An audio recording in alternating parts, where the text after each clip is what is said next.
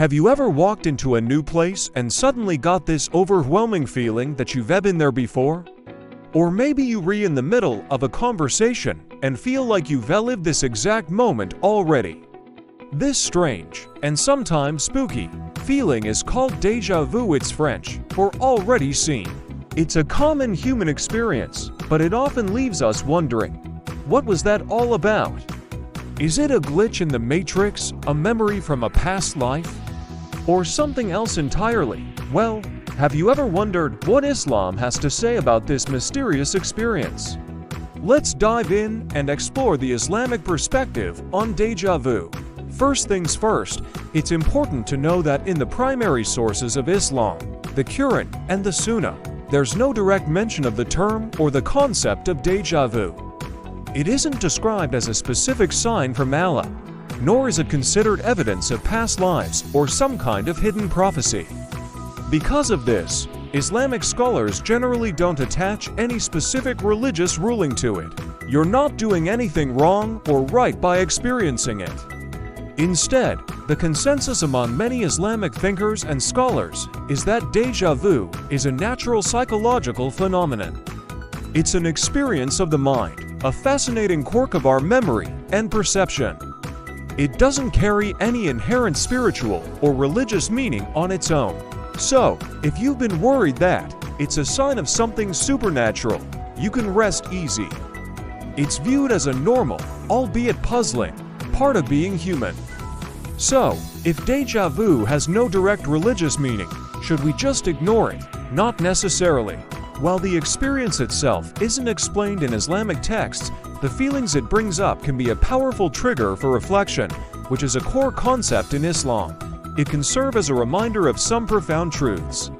One of the most important lessons we can draw from it relates to the vastness of Allah's knowledge compared to our own. The Quran beautifully illustrates this in Surah Al-Isra, verse 85, which says, "And they ask you about the soul. Say, the soul is of the affair of my Lord, and you have not been given of knowledge except a little." This verse is a humbling reminder that our understanding of the world, of ourselves, and of the universe is incredibly limited. The workings of the human mind, consciousness, and memory are complex mysteries. Experiencing something like déjà vu really brings this truth home. It makes us realize how little we know and how much is known only to Allah, the All-Knowing.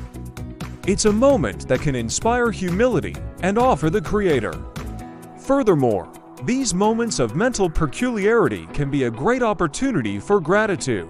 Instead of being confused or unsettled by déjà vu, we can use it as a moment to pause and reflect on the amazing gift of the mind that Allah has blessed us with.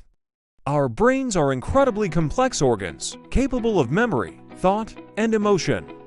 Sometimes they do strange things, and that's okay. It's all part of the intricate design. When you feel that flash of familiarity, take a second to say, Alhamdulillah, or all praise is for Allah.